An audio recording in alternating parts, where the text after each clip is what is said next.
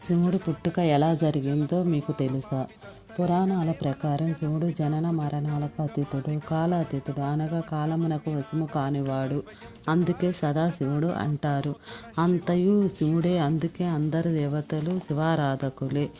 బ్రహ్మ, విష్ణు, ఇతర దేవతలు సదా శివలింగారాధన చేస్తుంటారు.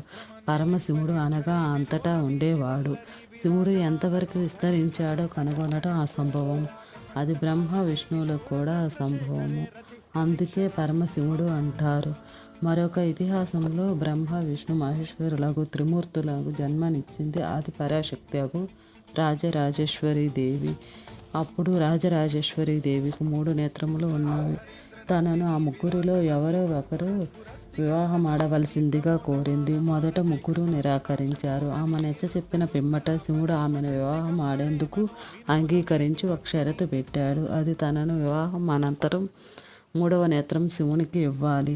అందుకు ఆ దేవత అంగీకరించి వివాహం అనంతరం శివునికి 3వ నేత్రం ఇచ్చింది. అప్పుడు శివుడు 3వ నేత్రంతో ఆ దేవతను భస్మం చేశాడు. ఆ భస్మరాశిని 3 భాగాలుగా విభజించి లక్ష్మీ, సరస్వతి, పార్వతులుగా సృష్టించాడు అనే ఇతిహాసంలో ఉంది.